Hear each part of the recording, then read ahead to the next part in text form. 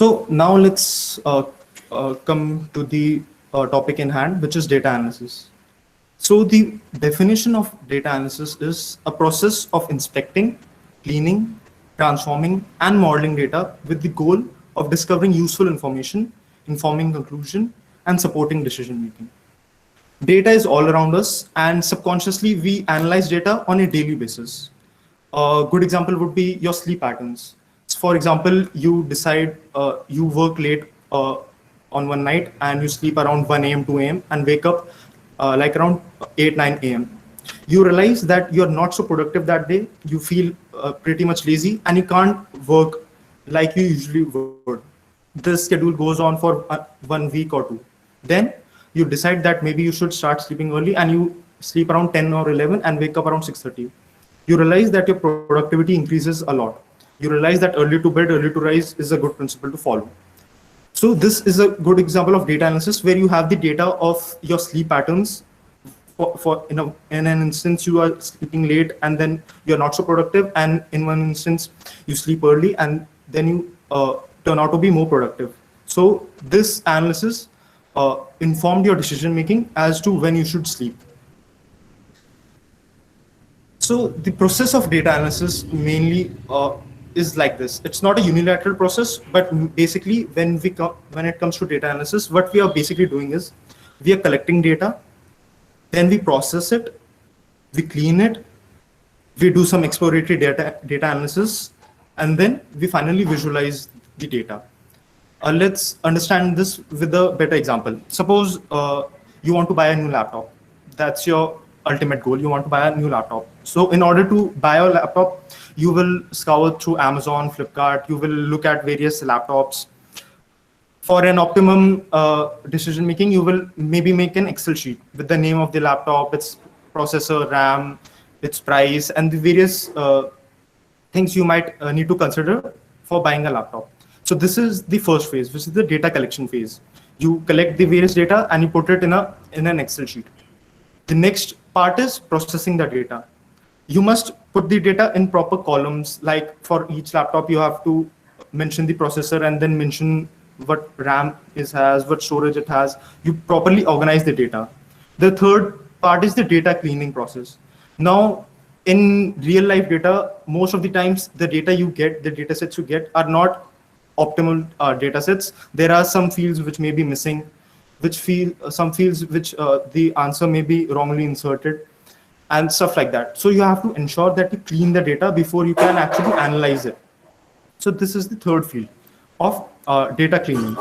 Then you start with the data analysis. You might start using tools like Excel, you use Python, its various libraries to try to analyze the data. Like for a specific price, which laptop offers me the best value, which has the best RAM, which has the best ROM. This is the data analysis part. And the last part is data visualization and communication.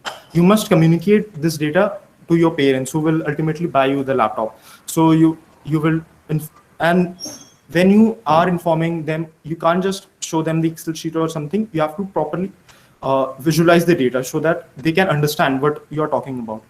Now in real life scenarios, this data set may be of a company, like of a shopping mall, which will have information like the customer details, their addresses, what type of products they buy, and stuff like that.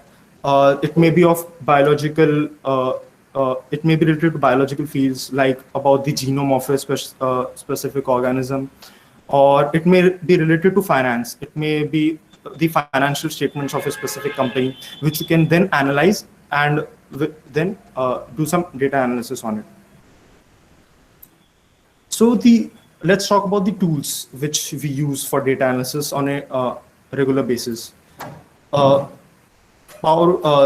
tools may be Power BI or Tableau, which are basically BI tools. BI tools basically means business intelligence. They are usually used to represent or present the data to the client.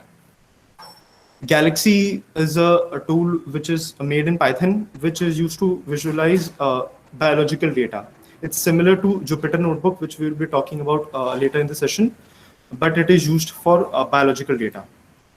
Talking about the languages which we use on a regular basis for data analysis are Python, R, and SQL.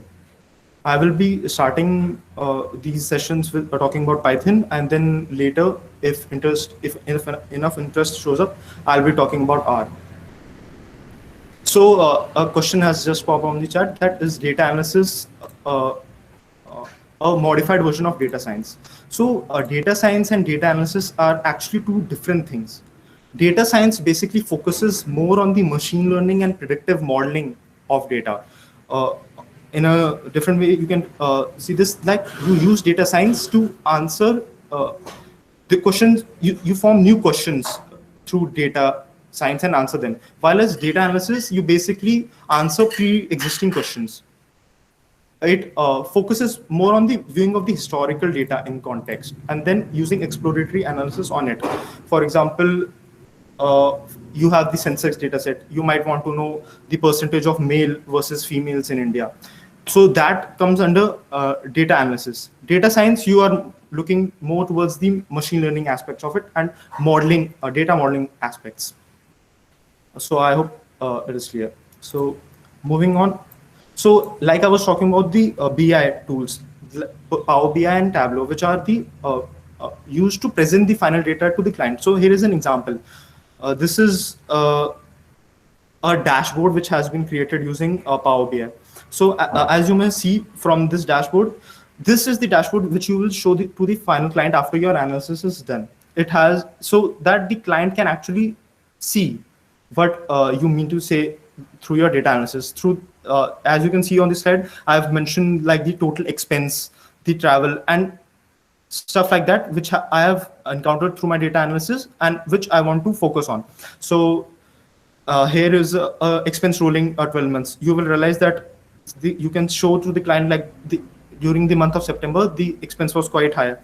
Through this table, we can clearly show to the client like where the expenses are taking place in the business and stuff like that. So this is an application of data analysis, and this is a dashboard which has been created using the BI tools. This is a screenshot of the Galaxy website which I was talking about. So Galaxy is used for the biological aspects of data analysis. As you can see on this picture, I've shown basically the sepal length versus the sepal width of various flowers, and I've tried to present it in the Galaxy website. So now let's talk about why we use Python and why it is widely used for data analysis. So first of all, Python is one of the most easiest languages to get into. Its syntax is not too difficult. You can, it is pretty familiar to English as compared to like various other languages, which may be more difficult for a beginner to understand. It is more readable. Second of all, it is free and open source. It is not a proprietary software or language for which you have to pay. It is free and it is open source. The documentation available on Python is quite extensive. So if you encounter any difficulty while you are studying Python, while you are learning Python, you can pretty much go through the documentation and you will figure out how to move forward. It has a large library base, which comes very, very important when it comes to data analysis. Various important libraries, like which we will be talking about in the further slides, you will realize that which help in data analysis a lot. Python is very useful when it comes to large data sets. So its speed and its usage becomes quite efficient when we are talking about data analysis, and it is widely used for machine learning. So if you are thinking of moving towards machine language learning in the future, Python is the language to go for. Although if you become quite interested in data analysis and you use it, you start to look at it as a career perspective, you will start using R in the longer run. It is also a great language which is quite extensively used in the industry. So let's talk about the major libraries when it comes to data analysis. These are some of the major libraries which we will use on a regular basis if you are analyzing some data sets. First of all, we have NumPy, which is basically used for calculations. I will show you in a short while how you can use NumPy to perform various types of calculations in data analysis. Next, we have pandas, which is used for manipulating tables and date time series. We have matplotlib, which is used for visualizations, making of graphs, pie charts, and various stuff like that.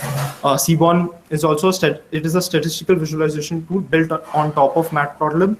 Uh, I prefer Seaborn much more than Matplotlib. So will you if you start using it on a regular basis. SciPy is basically an advanced scientific computing tool. It includes functions for optimization, linear algebra, image processing. You will use this library when you start to explore machine learning in the future. Some other libraries are skitlearn, another machine learning library, and stats model. So before I talk further about the libraries and all, I want to know that how many of you in the audience have used Jupyter Notebook or Galaxy Collab for any type of data analysis, or you have it in your laptop, may not have used it, but you know of them. So if you can please answer in the chat, it would be very helpful. Okay, so some of you have used it. So basically, I have mentioned in the Slack channel how you can install Jupyter Notebook. If you have not installed Jupyter, you can go through the message and see how you can install it. So this is the basic interface of the Jupyter Notebook. When you open it, it basically shows you the various files you have installed on your PC and stuff like that. Another alternative tool to Jupyter Notebook, which is quite famous nowadays, is the Google Colab.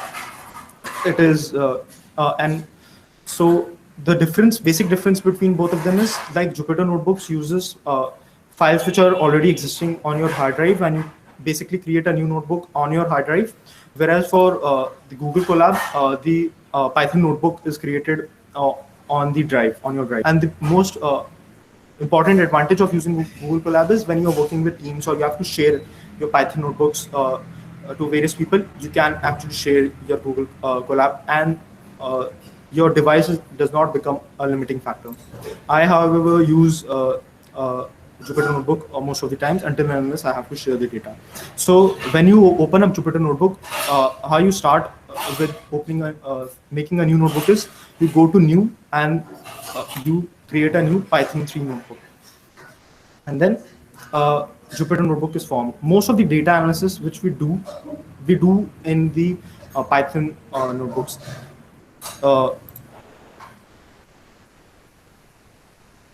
So this is the basic Jupyter Notebook. Python is the major language we use in this notebook. You basically enter any data or any function in it, and a command would be executed.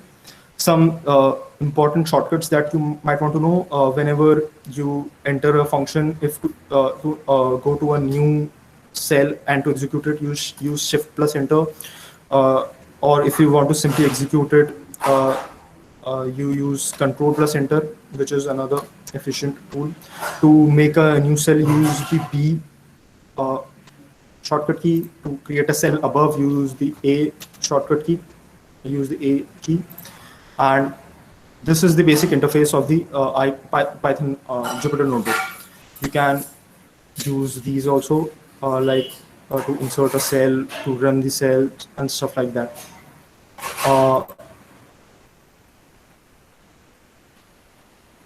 And this is the same with the Google Colab.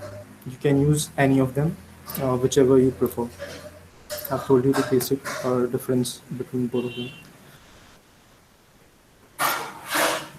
So this is a notebook which I have created, which you can see.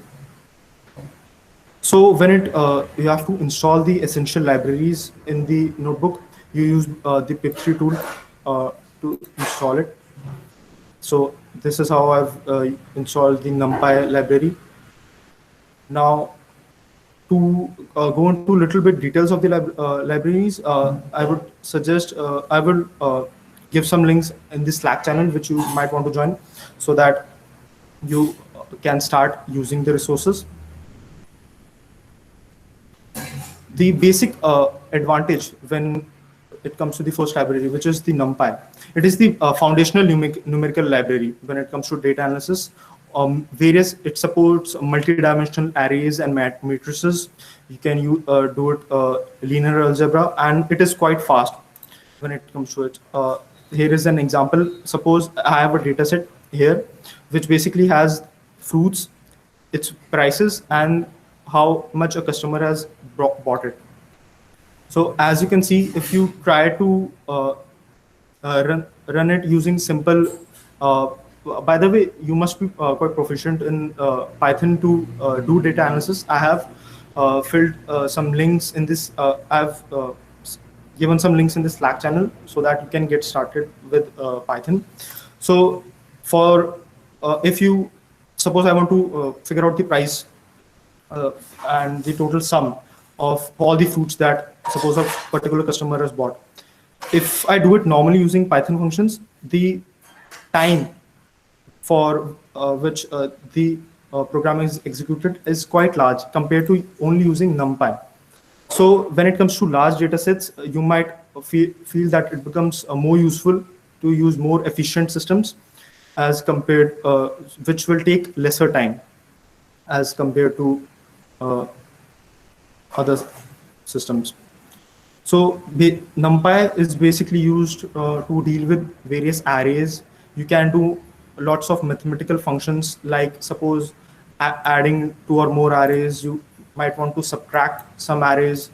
All these things for comparisons, you can use NumPy. You can use NumPy for indexing and slicing of the matrices, and you can use it for statistics. Statistics is quite important when it comes to data analysis. You might want to find the mean of a given range. You might want to find the standard deviation. You might want to use it for financial operations, the data, and stuff like that. I'm not going into too much detail into how these work, because I feel that you must be doing these things simultaneously to get a better understanding. I don't think you will get much understanding if I just show you how these libraries are working. So I would suggest, I will be giving some important YouTube links which you can see to start your journey with these libraries and data analysis. I'm just giving you a brief overview of how we deal with data. So when it comes to data, we usually use CSV files. These are the most common files which we use when it comes to data analysis. CSV is basically comma separated values. This is an example of a CSV file. Basically, this file deals with the climate of a particular region. It has the temperature, rainfall, and humidity, and the values are separated by commas. So the temperature at a given date was 25, the rainfall was 76, and humidity was 99. And then we use these, and then we decide to do what we want to do with the data. How you want to insert the data, there are a couple of ways you can do it. If it is a link, you use the URL library. If you already have the data in your computer, you might want to use the OS list, the library which exists, and or you can use the glob library. It is also an important library. And after you have the data, basically whatever you do with the data, you must know what the ultimate goal is. Suppose I have this is a data set. I have the temperature, I have the rainfall and humidity. I might want to find out temperature, how is temperature and rainfall related, how is temperature and humidity related. All these aspects comes when it comes to data analysis. So this was basically NumPy. So how a place where you can get data sets, and I recommend, is Kaggle. It is the primary resource which you use when it comes to data analysis. A lot of pretty interesting data sets are there for you to practice, and this is the place I most of the times, if it is not for professional purposes and I just want to practice out some data sets, you might want to use Kaggle. Other important, suppose if you are a biotech student and you want to use biological related data, then obviously you might want to use NCBI, which has data sets of almost all the organisms and everything there is to uh, use when it comes to biological data. Suppose I want to see a data set of uh, human beings, I will just submit it here, and all types of different data sets arrive on this website. Suppose I want to use find analyze a specific gene or just a gene engine, I can use the NCBI website. Suppose you want to use data sets from the financial fields. Yahoo Finance is a good place to get your data sets. Uh, you just simply search your data sets, and pretty much you can get anything which is listed anywhere in the world, be it financial statements, stock prices, etc. So Yahoo Finance is a good place to get started. So now let's talk about the other library which we use quite often, which is Pandas. Pandas is basically used to deal with tabular data. So this is how I've imported the Pandas library, and to after you have downloaded the file, you might want to use the OS library or the glob library. Here in this case, I have the file downloaded. I use the glob library to basically uh, insert it into the Jupyter notebook. And suppose this is the data set. This is a business data set. Basically, you have the product, you have the, and when a specific product was ordered, what was its price, its order date, and the customer who bought it, what was the purchase address. So after so anytime you get a data set, you might want to know, you must have something in mind what you want to do with the data set. So suppose I have the data set over here. I want to classify it according to the month. I want to insert a column of the month to figure out later like which month was the best when it comes to the maximum sale of a specific business. This type of analysis comes very helpful if you are dealing with consultation. Like this is basically what consultation firms do. They get the data sets of a specific company and they analyze it, and through that analysis they tell to the client like, you should focus on this product more, this is the product which sells more, this is the specific address, like this state usually asks for this product maximum amount of time, this month is the best. Usually in India, like the months where we have Diwali is the month where the maximum sale takes place, and for like Christmas in foreign countries, that is the month which you will find the maximum sale. After dealing with data, so here you go. Suppose now using the matplotlib library, which I talked about, which is used for the plotting of graphs and stuff like that, you can see like the 12th month, December, was the month for the maximum sale of that specific company. So through data analysis, this is what you are doing. You must basically know the basic details of the library you are dealing with. It is not essential for you to know like all of the documentation and to know like every command. The basic thing is, apart from knowing the library, is what you want to do with that specific data. And after you do that, you can, if you don't know the function, you can Google it. Stack Overflow is a great website where most of your questions will be answered. You can search over here and you will get a specific response to your question. So from this data set, I was able to figure out that December was the month where the maximum sale took place. This was another graph. Suppose through the data set, I basically grouped the data upon, based on the city. So I had the purchase address. What I did was basically separate out the city from the address, and then I plotted a graph to find out that San Francisco was the city where the maximum sale was taking place. So this is like another way you can deal with the data. There are various types of graphs which you can plot using the matplot library and the Seaborn library, which is quite good. So this is it. I will be sharing the videos of how you can proceed with the libraries. There are multiple great resources which you can refer. The main thing is basically you have to do it simultaneously. You have to start using datasets so that you can start becoming fluent with how to use data. That is the primary agenda. It is not too difficult to get into data analysis. I can assure you, even if you give 1 week, you will be quite familiar with the various libraries. You will know what NumPy does, what Pandas does, and then you can move on to using data sets and start using it to do exploratory data analysis.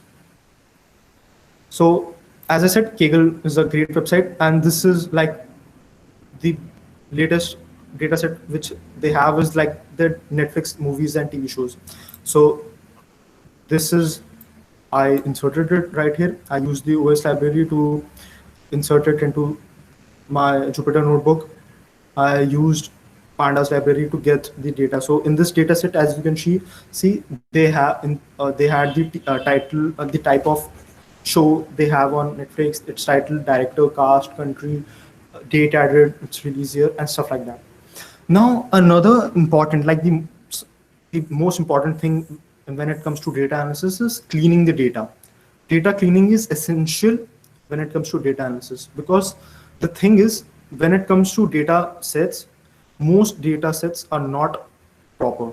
So you have to understand how we get data is most of the time, suppose you give out surveys, like Stack Overflow puts out a survey every other month to try to gauge what its audience base is, what type of language they use, what their age is, and stuff like that. Now the thing with surveys is people are not compiled to to fill it properly.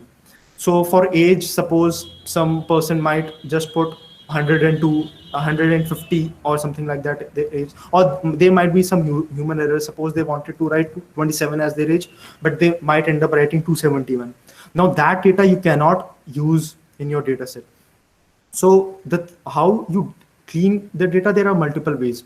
You can suppose sometimes there is no data at all for a specific data set. For example, in this director data, you can see the first field, it's empty. It is not available, that data set. That means Netflix does the data set doesn't know who was the director. Now you can clean the data in various ways. One way is you just remove the columns which don't have any data, or another way is you fill a default value for a data set. Suppose for a business data set, the price of maybe a packet of chips is almost constant. You can assume they're constant. So suppose for a specific data set, the value is missing of the chips, but you know that it has the price of 10 rupees. You can insert a 10 to all that cells, or you can insert average values. Most of the time, suppose for maybe if you are dealing with the data set of a startup or something like that, the average age usually ranges between 20 to 30 years. So if a specific age is empty, you can assume that you can put the average value.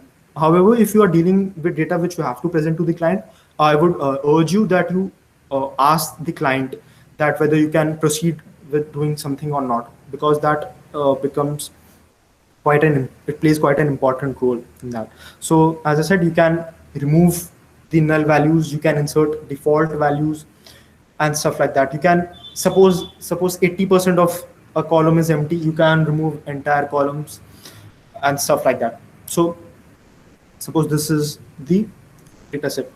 So I might want to find, suppose we have that country column in here. I want to know that which country produces the most shows on Netflix. I use value counts and find out that United States is the place, and it is quite obvious why this would be, because Netflix is originating in US. So when you are dealing with data, external research also becomes an important role to figure out why something takes place. Suppose you are dealing with this census, or suppose you are dealing with the stock market. You find out that a specific stock is of a company is continuously decreasing. You might want to do some external research to find out why that is taking place. You might find out that the competition is offering something better, so more customers are moving to that side. That could be a reason. Maybe the company increased their prices of certain products. Maybe the CEO said something in the media which wasn't ideal, and that led to the downfall. So after analyzing the data, you have to present it, and you must know that why a certain thing took place. So I have the values. So I might want to plot it. I want to see, uh, put it in the form of a bar chart to see how it stacks up. Uh, I want to find, suppose they had the type in the data set of movies and TV shows. So now I can plot it to show that 69% of movies on Netflix is movie based, while 31% is uh, are TV shows. So all this stuff you can do with data analysis. You can find out all the columns and stuff. So here it is, content by country. As you can see, this is much more efficient or better way to present your data, and this is what data analysis comes to: presenting your data in a way that you can communicate the details to the audience or your clients, or whatever the, or to publish in your research papers, or whatever the case may be. So here it is, like US is producing most of the content, followed by India, United Kingdom, Japan, and follows like that. This is a bar chart which is using the Seaborn library. This was the reason I prefer Seaborn library. They are uh, one thing is that they're much better visually appealing graphs in Seaborn library. This is the director, and how much a director has directed a specific content. So this graphs basically shows you that. So this is stuff like that. This is a graph showing that how much a content was released in a specific year. You can now see that 2017 was the year when most of the movies were produced.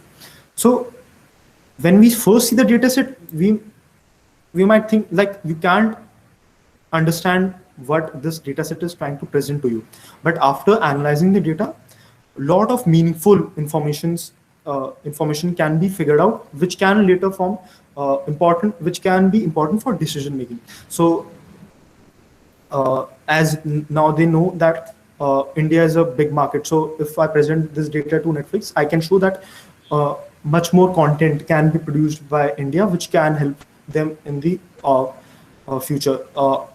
A great way to do that would be, suppose if the data had like the monetary gains of a specific show, I can group both of them, like the country and the monetary gains it follows, and then make a graph to show that a specific market is much more profitable, and the company should focus on that. So this is what data analysis comes down to. This is suppose another graph where I've plotted basically how much a TV show lasts. So you can see majority of the show, like 67% of the shows last only one season, and other seasons like the ratio is much less. So now using pie chart, it is much more easier to understand.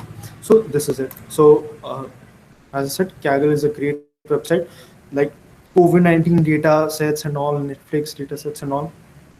It is quite efficient. Like this is a data set of COVID, like which I have seen. So the new cases, its deaths, and the new tests. I think this is a couple of months old data set, so the values might, obviously they have updated, but you can see that on mean, the mean increase in new cases per day was almost 1094 a couple of months back. It's the deaths occurring per day were 143 and stuff like that. So analyzing the data, I can find it out, and then I can graph it to better communicate to the audience what I'm talking about. So this is what is the data analysis. So I hope this was helpful. You gained some insight as to what data analysis is all about. Thank you so much.